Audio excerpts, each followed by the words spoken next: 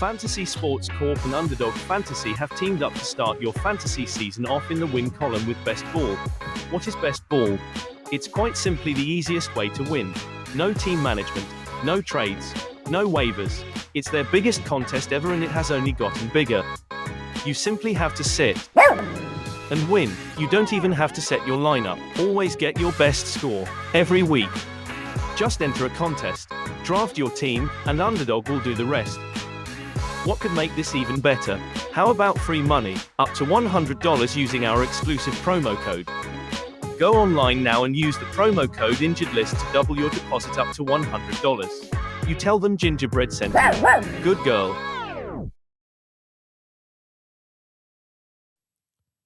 Special shout out to today's episode to SeatGeek. We recently partnered with them to become a brand ambassador. What does that mean? Well, for you, it means you get a special discount when you make your first ticket purchase with SeatGeek. With my code InjuredListPod, you will get $20 off your first purchase with SeatGeek. SeatGeek is a ticket purchasing app that takes all the confusion out of buying tickets to your favorite sports, concert events, and more. They score each ticket on a scale of 1 to 10 to help you know if you're getting a good deal. Green is good, red is bad. My followers get $20 off their first ticket purchase using my code InjuredListPod. Click on the link in the show notes and browse for your favorite events. Your next big night ever is waiting, and they have the tickets.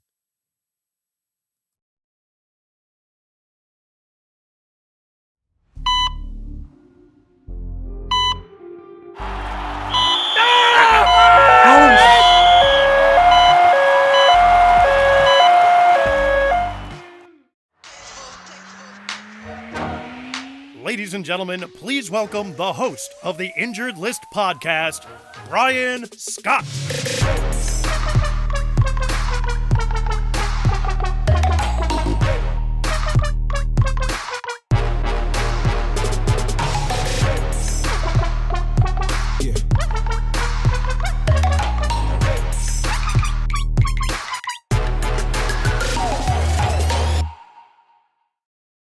Hey guys, Brian Scott of the Injured List podcast, and thanks for joining us once again. You know, I think I've done about 100, maybe 110 episodes already.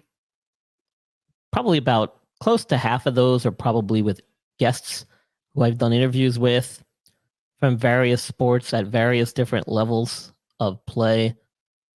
And knock on wood, I've never screwed up a recording. I've been very lucky in that regard. I've never lost any files. But with my next guest, for some reason, I must have had a brain fart and I forgot to hit record at the very beginning. But much like my mentor and partner, Marcus Ogden, I wanted to keep things authentic, which I always do in my interviews. And so I basically just hit record after we had gotten started with the interview. But my guest, being professional and as gracious as he is, just kind of rolled along with the punches. So I have to thank Mr. Corey Jackson, today's guest, for rolling with me on that one. And I do apologize, but just to bring you up to speed, the video basically picks up right when he takes a bus and heads over to Texas to enroll in a junior college after not really sure what he was going to do after high school. Keep in mind, Corey was a basketball and track player, had no aspirations of playing football, let alone playing professional football. But as you'll hear him tell his story, things didn't quite work out the way they were supposed to. But I think if you stick around till the end and you hear what he's up to now, you'll realize that things happen for a reason, and he's probably exactly where he belongs. So, ladies and gentlemen, welcome to the Injured List, Mr. Corey Jackson. At Walmart, and I said, okay, let's do something different. And I purchased a one-way bus ticket to school, Ranger College out in Texas. And I never looked back. You know, I got on that bus, terrified, 19 years old, hopped on that bus, went 2 days across the country, got to this little town and went to the payphone and called a coach. He has no idea who I am. No clue. And so I'm on the phone with this man, just telling him who I am and what I was doing. And he's thinking that I'm a kid that wanted to get recruited. So he's telling me, hey, just send me some film in and I'll take a look at it. And I was like, man, I'm at the bus station. I need a ride, And the guy kind of went silent on me. So I'm thinking like, this guy's going to hang up. And then finally he says, well, how big are you? At the time I was about 6'5", so I said, man, I'm 6'8". I knew that there wasn't a college coach in America that's going to leave a 6'8" basketball player at the bus station. I knew he was going to at least come. Yeah, for sure. You have those extra couple inches are huge. Yeah. So the guy came and picked me up, and he was very, very honest. He said, man, I don't have any scholarship money. I have 25 basketball players. I don't even know what I'm going to do with all of these basketball players. The best I can do for you is take you to the admissions office, see if they can get you into school, and then you have to figure it out from there. So I said, okay, I go in there, they figured out how to get me into school. And at this point, I'm trying to just decide like, what's the next step? And I walk out of the admissions office, and the gym, I see the gym about 100 yards away. So I just walk down to the gym. I said, well, at least I'll just watch the guys play, and I go in, I'm sitting there watching the guys play. And probably about 3 or 4 games go by. And then the coach walks up and says, hey, man, the guys are just playing pickup. It's free play. So, if you want to play the next game, feel free, I said, okay. And sure enough, the next game starts, and I'm on the court literally less than 30 seconds. And a guy on my team shoots this horrible, awkward-looking three-point shot. And only thing I could think of is just like, man, let's go get the rebound, And so I run in to go get the rebound. It's 3 other guys fighting for position. The ball hits the back of the rim, bounces up. I jump. These guys jump. And it was a perfect bounce, man. It bounced directly like in front of me. And I catch it, slam it back in. These guys fall to the floor. I'm swinging on the rim.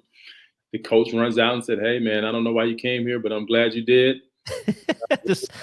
That sounds like a scene from a movie. It felt like a movie.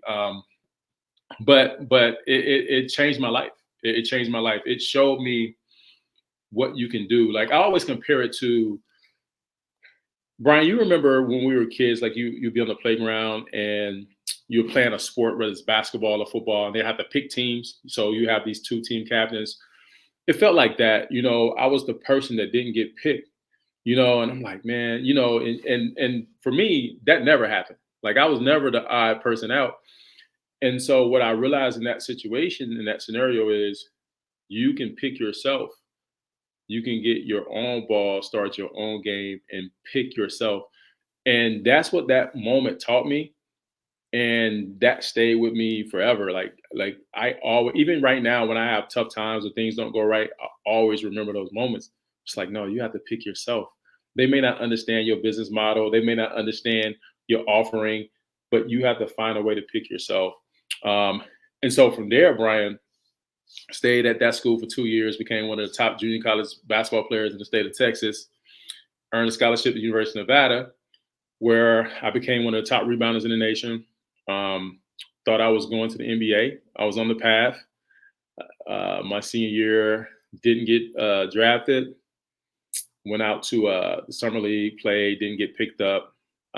And so I had offers to go to Europe, but I couldn't get excited about it. It was one of those things where it was just like, man, I really can't get excited about going to play basketball in Europe when I always wanted to play in the NBA.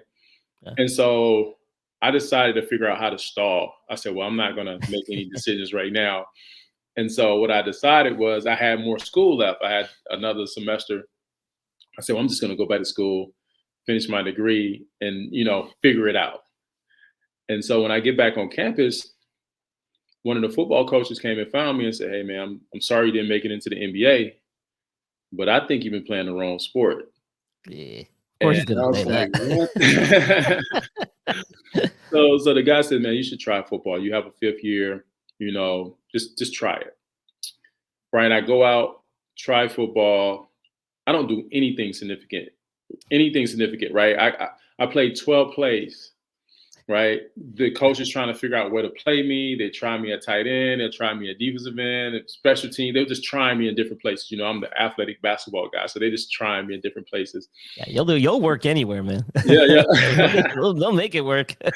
And so the crazy thing is, nothing really significant happened. So after the season, I'm thinking, you know, I'm gonna go back and decide if I'm gonna go to Europe or not. And one day I'm in my apartment and my phone ringing, and it's one of the coaches, and it was like, man, you need to get up here to the facility right now. It's like, we got 30 NFL scouts up here asking about you. And so they were going to do the pro day, which I was really not expecting, you know, like, why am I doing pro day, you know? And so I went up there, and it was all of these scouts, man. It was unbelievable. It was unbelievable. And they knew who I was. They knew who I was. They literally had watched basketball film. And so Okay. they wanted to see me work out. I said, sure, you know, I go and I do the workout. And at the end of the workout, like these same scouts that were all excited to see me work out, they literally just walked off and never said anything else. And so I'm thinking like, oh, I must have blew it, right? But as I'm walking off the field, my phone starts ringing, and it's an agent. And the guy says, hey, man, I just heard you killed it in your workout, you know? And I hang up with this guy, and then more agents are calling. And now my phone's just going bananas. And I'm like, what is going on? Now, that really felt like a movie. Like, that part really felt like a movie. Yeah. And sure enough, you know, the draft came, ended up signing with the Cleveland Browns. One of the most exciting moments of my life. Obviously, super unexpected. But it changed my life. Like I said, like, this whole experience changed my life because it helped me realize what we're capable of, you know, because we don't have the answers, Brian. Like, we don't have the answers. All we can do is put our all into something. Yeah. And once you put your all into something, something's going to happen from that, right? So my all was into basketball. But because the football coaches saw how I played basketball, it made them feel like, hey, we need to offer this guy an opportunity to play football. And then once the scouts saw me, it was the same thing. It's like, man, we see potential in this person. Let's offer him a chance to play in our league. And so that's how life works. Is just we have to make sure that we're giving all we have, and then things are going to transpire that's out of our control. But good things are always going to happen. Yeah. No, it's a great story, dude. And I'll tell you, those scouts, man, they salivate when they hear there's a basketball player that's making the transition to football, because they're like, well, we know he's got to be somewhat athletic. He's raw. We can kind of mold him to that position player we need or want. And he's healthy because he hasn't been doing the rough and tumble banging associated with football for all these years. So they know they got like a potential, you know, gold nugget there in the mind. Like, so yeah, I'm not surprised that they were like lighting your phone up after that workout. You probably felt like you didn't do anything, and maybe you didn't, but man, once they heard like, hey, who is this guy? Corey Jackson, basketball, 6'6", what? Never played football. Oh, they love that. I'm telling you. Yeah, it was crazy. It was crazy. So that's awesome. Now, take us through your NFL experience. How was it? I mean, you bounced around a little bit. You were kind of practice squad player a little bit. Got a chance though to play some games. Yeah. At the pro level. How was it, you know, working with the coaches and the medical staff and all that stuff? Because unfortunately, you did succumb to the injury bug, which most guys do. Can you take us through that a little bit? Yeah, it was amazing. It was amazing, and I'll tell you why. So I started off with the Cleveland Browns. My first year, they put me on the practice squad, and I went through that experience, just learning and understanding how to be a pro and, you know, how things work and all that good stuff. At the end of that season, which was 2003, at that time they had NFL Europe. And so they wanted to send me to NFL Europe along with a bunch of other guys. And Brian, I didn't want to go. I was like, man, I don't want to go to Europe. I didn't want to go play basketball in Europe. I definitely don't want to go play football in Europe. And so I didn't want to go because I wanted to stay and work with my coach. I had a fantastic coach, Andre Patterson, one of the best D-line coaches that's out there, hands down. And I wanted to stay and work with him. And they just said, no, we need to see you play. We need to see you play. And I'll be honest with you, Brian, like I had a lot of things to overcome because technically I didn't have the technical skills for football. I had athletic ability, but technical footwork and skills that go with how you play certain techniques and all that stuff. I didn't Sure. have all of that.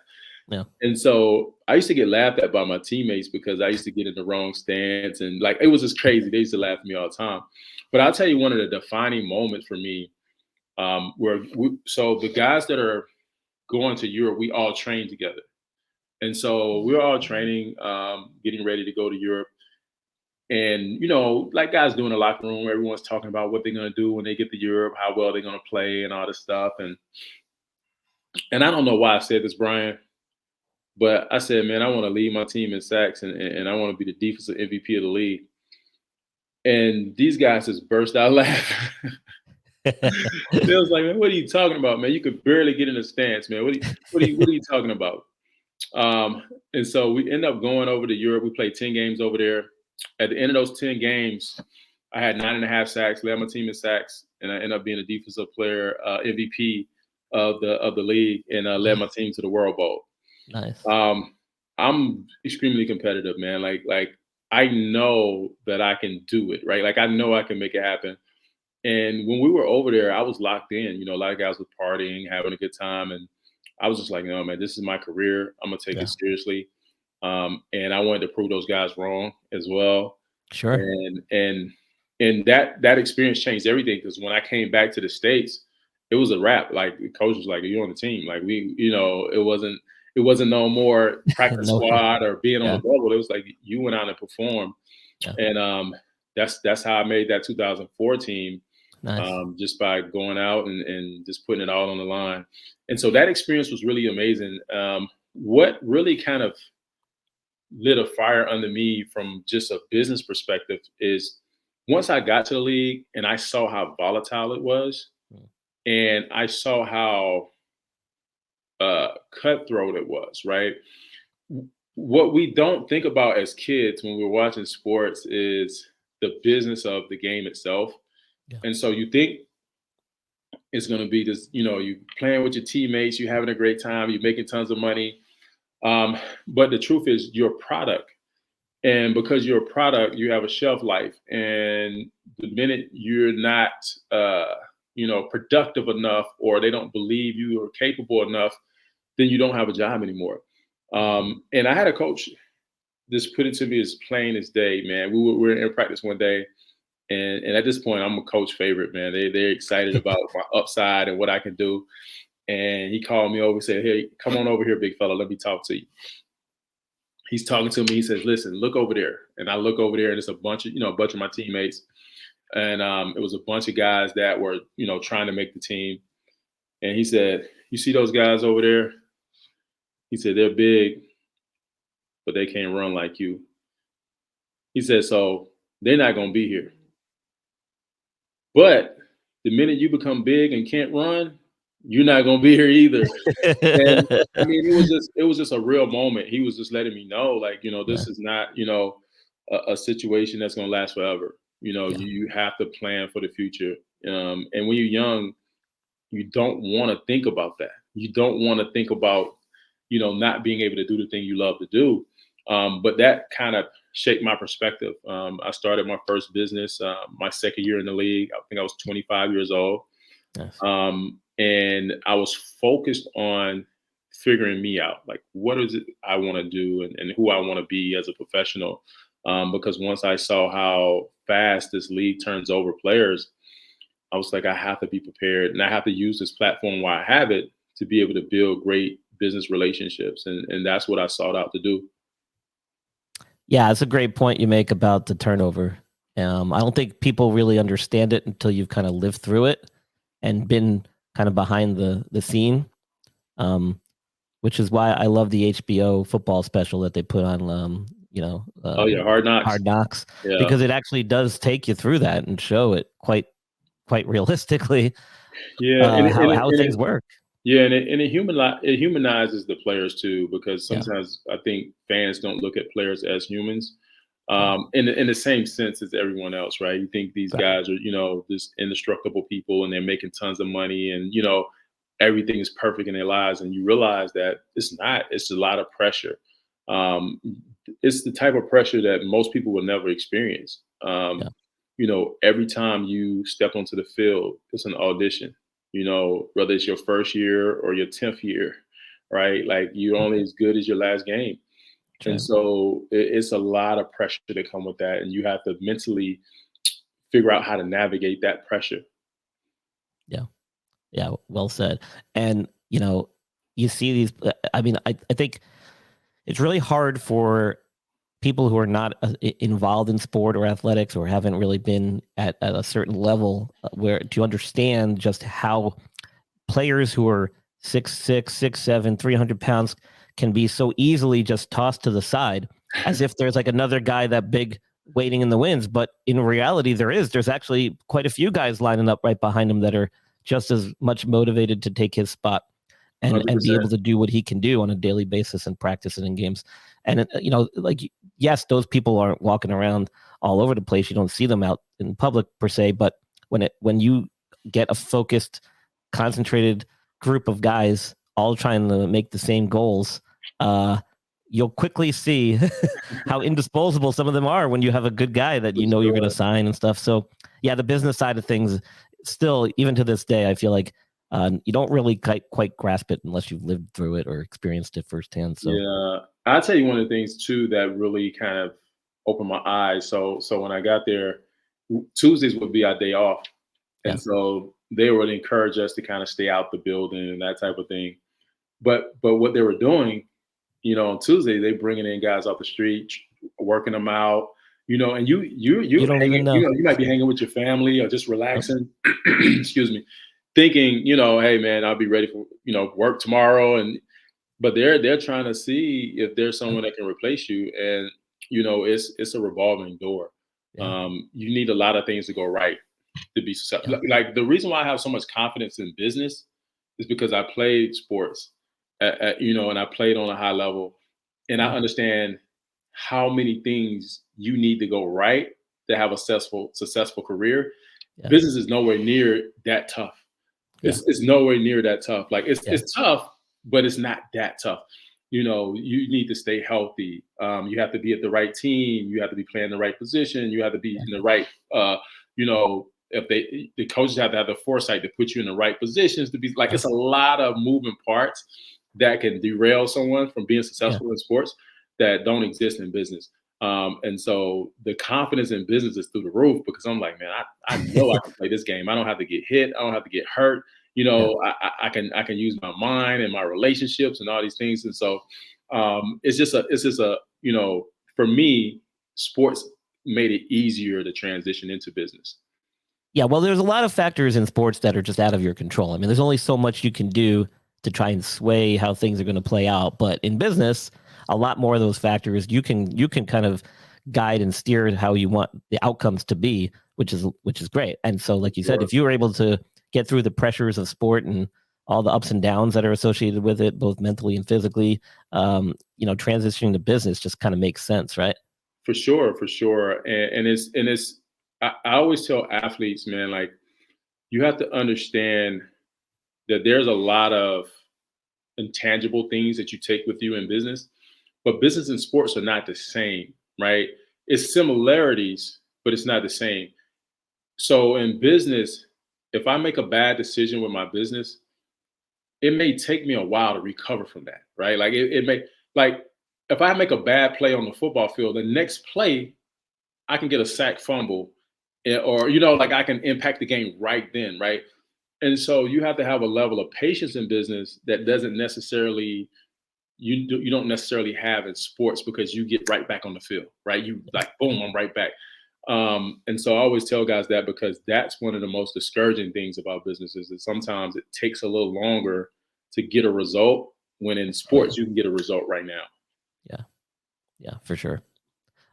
So the title of the podcast is The Injured List. We talk about injuries. So I'd be remiss if I didn't ask if you had any experience in that realm during your athletic career. Yeah. And, how you dealt with that.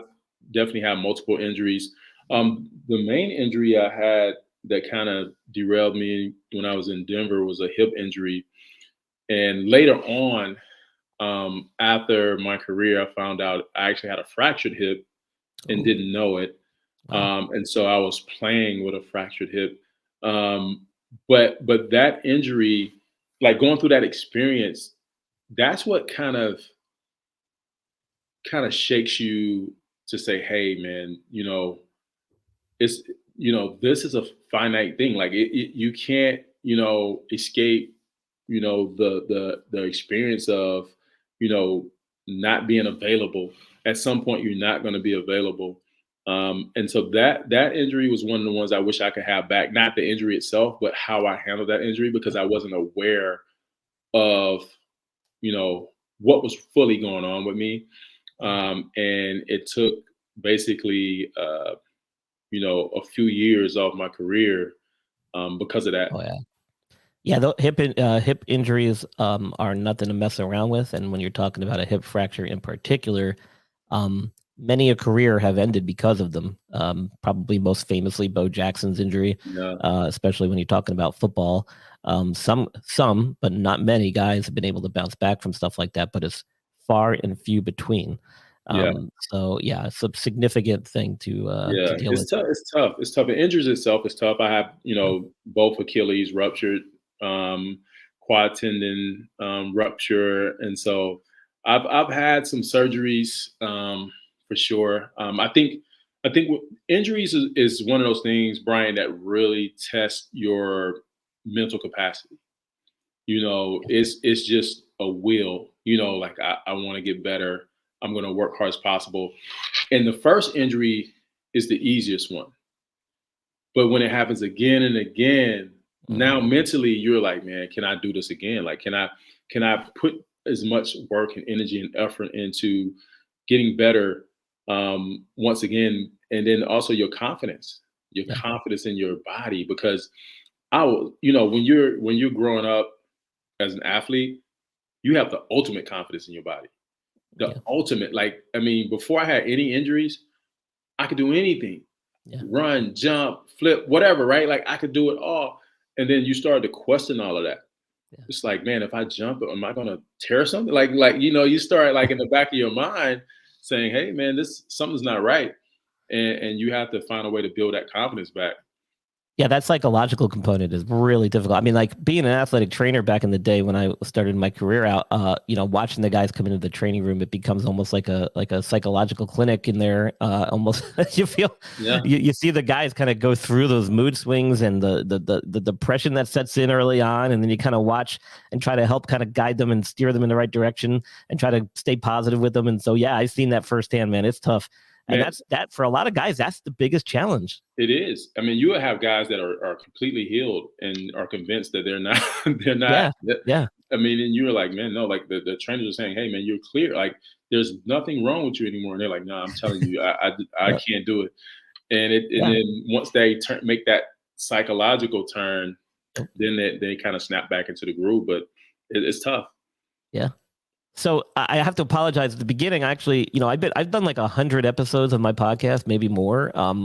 Probably close to half, maybe have been interviews. I forgot to hit record at the beginning, but I'm not going to go back and redo it because the whole thing with this show is we stay authentic, we keep it real, casual conversation. I don't script any of this, so I'm not going to hit record again and start over. You didn't miss much at the beginning. Corey told us a little bit about his upbringing, his background, born in South Carolina. Didn't really know what he was going to do coming out of high school. Was a basketball player, hoped to be in the NBA. Didn't quite work the way he wanted it to. Was able to find a junior college in Texas that took him under their wing. He excelled there and got a chance to play at the University of Nevada, where he ended up going back to school after he graduated for an extra semester and got picked up by the football team, and the rest is kind of history. So that's what you missed, kind of the short version. I do apologize to my listeners and to Corey. Didn't want to have to do that, but my mistake. The first time I've done that, actually. Which is, Yeah, I'm it kicking happens. myself now, It but definitely happens. so I always give my guests a chance to talk about some of their projects and things that they've done outside of the world of sport, because the time that they spend in their professional athletic career is a very short window of time in their entire lives and their careers. And while it's cool to hear about and it's exciting, it doesn't really define who they are as a person and what they've done in their life. So you are no exception to that rule. You've been a business owner. You're currently the CEO of your own company, Qwerkz. Yeah. Qwerkz, am I saying that right? Yes. Take us through how that got started and what that's all about. Yeah. So I'm the CEO of Qwerkz, and how it started simply, Brian, is I wanted to help my friends. So what happened was, once my career was over, I started speaking professionally, and so I was traveling, speaking, building tons of relationships, connecting with companies, and guys that were behind me that were still in the league would hit me up and just ask questions about how things are going and what they should be thinking about. And then I naturally just kind of started matching them with my relationships, companies that I knew, and saying, hey, this guy wants to learn more about your company. And I realized this was a need. And so initially, I started it off, the company, as kind of this network where athletes could not only connect with businesses and companies, but they connect with each other and work and collaborate and do different projects and things of that nature. But what we learned over time was people were really more interested in finding that opportunity from a career standpoint than just kind of doing all of these one-off projects. And so that kind of led us to kind of like streamline things where we're directly connecting athletes with businesses and career opportunities. And then from there, Brian, honestly, like, we kind of transitioned into somewhat of a full service recruiting firm, like totally by accident. I had no desire to be in recruiting, and it was just a kind of a progression where our clients were saying, hey, can you help us with this? Or can you help us with that? And we just kind of started growing that way. And it kind of led us up to where we are now, where we're doing a lot of recruiting and placements, but we're also helping companies from a consulting standpoint with hiring and how they build teams out. This is an amazing space, Brian, by the way. So the company's turnover for the last, I want to say, year, companies have spent $1.6 trillion on turnover. Trillion. So that means, I believe it because I work in healthcare, and it's crazy. And so what we discovered was a lot of these companies don't understand how to hire. Like literally how to hire the right person. They don't understand it. And so what we did was say, we took an approach just like you would take from a sports team. And you say, well, here's how you build a team from the locker room out, right? You want to understand how to put a group of people together that can actually work together. Can Brian and Corey work together, be productive, and like each other, right? Like it's that simple. But what companies have been doing is they're just putting together these big groups of people, and they haven't did any evaluation to say, how do these people work together? How do their personalities fit? How do their behaviors fit? Do they have what it takes to actually work together? And so we've been helping companies with that from a consulting standpoint. It's like, here's how you build a team. And then, by the way, companies don't seem to understand that their employees should be happy, right? And so when you hear about burnout and you hear about stress and all these things, it's typically because you have employees working in an environment where they don't like each other. If think about this, if you like the people you work with, you're not likely going to burn out because you guys are going to support each other differently, right? I could see, like, oh, Brian's having some trouble today. Let me check in on him. Let's see, can I help Brian with this? But if I don't like you, right, I'm like, hey, I don't have anything to do with that, right? Let Brian figure it out for himself. And so companies haven't figured this out, and so we've been helping them with that. And it's a very important big space, big space. And so we're really excited to be able to use some of the concepts that I learned as an athlete under different leadership, under different, like, plan for different GMs, and like how you put people together, even with teams within teams. Like, some people in a work environment should never work together. They may be with the same company, but they should never be in the same group and working on the same project. Yeah. And companies don't seem to know this. And then also helping companies understand how to incentivize good behavior, right? I went into, I tell the story, I went into a department store, and I go into this department store, and what I realized when I go in there, you know how a department store is set up, you got these different registers in these different parts of the department store. Yes. And so these individuals are getting commission on the checkouts, right? Yeah.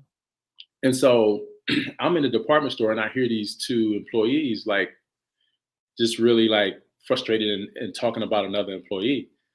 And what I realized was what the other employees were doing, where they were floating around where they didn't have anyone at their register, and they were kind of recruiting people over to their register, like, "Hey, let me check you out. You need some help?"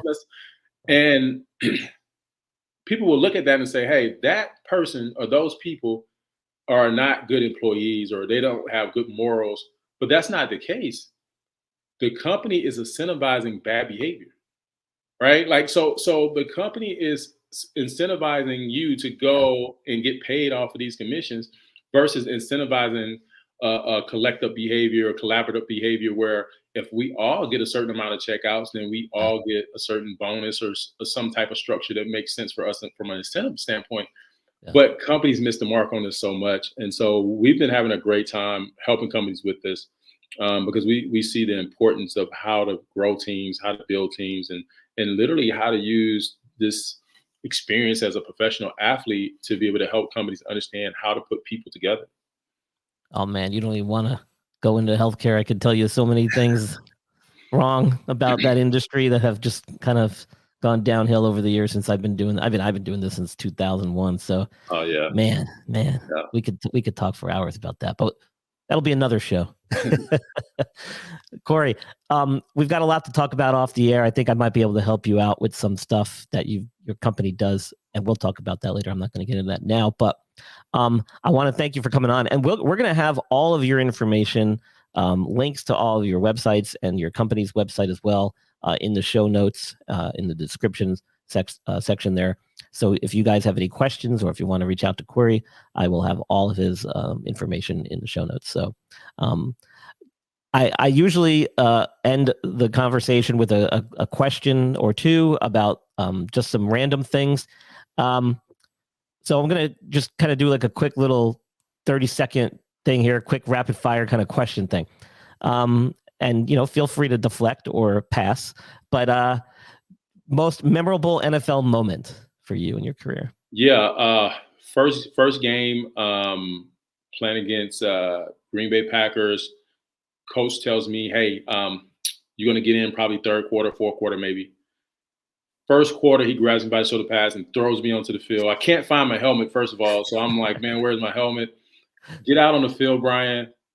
Just as they're like getting ready to snap the ball, I'm like, "What's the play? What's the play?" They tell me to play. And Brian, I had this amazing, like someone shot me out of cannon, man. I shot the gap. I'm in the backfield as the running back is taking the handoff. And in the back of my mind, I'm like, man, I had to be offsides, man. That was crazy. And I hesitated for like a half a second, and the running back just took off, man. It was just, and all I could see on the sidelines, the coach doing like this, shaking his head. Come on back. Yep. Come on back. Sit down. That's it. I'm sure that's happened to many a player before and since. But the guy told me I wasn't going to play. He said, "I'm going to play the third quarter." I wasn't ready. You always got to be ready. You always got to be ready. Any most memorable teammate or favorite teammate or somebody you still kind of keep in touch with today? I play with so many characters, man. Like, I mean, as you can imagine, Brian, like in the locker room, man, guys are just hilarious in general. But I don't know. I think, I'll take it back to college. One of the teammates that I always see all the time now, because he does so much, is Nate Burleson. And just kind of seeing him in his career and how he's doing in the media is amazing. So, and he's a funny guy and very talented. So it's always good to see him. Nice. Best player that you've seen on the field in person up front, or that you've gone against? Who would you say was probably one of the toughest opponents or best players you've played against? Well, just seeing in real life, man. I mean, I was in Denver with Champ Bailey, guys, amazing. One of my first games was against New England Patriots with prime Tom Brady, so obviously that was, an amazing person to kind of witness up close and personal, play against Peyton Manning as well. It's quite You've a got a few. yeah, quite a few for sure. Awesome. Well, thanks again for joining us, Corey, on the Injured List podcast. Ladies and gentlemen, Mr. Corey Jackson, former NFL player, current CEO, owner of his own company, Qwerkz. I'll have all the information again in the show notes. Corey, thanks for joining us here on the Injured List podcast. Thanks for having me. Awesome. Yeah, I screwed up at the beginning. Welcome to the Injured List podcast, where sports meet science. Are you a sports fanatic or a fantasy sports enthusiast? If so, you're in the right place. At the Injured List podcast, we dive deep into the world of sports injuries. From the latest news to in-depth breakdowns, we keep you informed about your favorite athlete's health and its impact on the game. But it's not just about injuries. We go beyond the sidelines with exclusive interviews. Hear directly from the pros, gain insights into their recovery journeys, and learn about the cutting-edge techniques from experts in sports medicine. Calling all fantasy sports enthusiasts, we know how crucial injury updates are for your fantasy team. Get the edge with our expert advice and stay ahead in your leagues. Don't miss out on the action. Subscribe now to the Injured List podcast. Stay informed, stay ahead, follow us on social media, and join the conversation. Your journey into the intersection of sports and science starts here.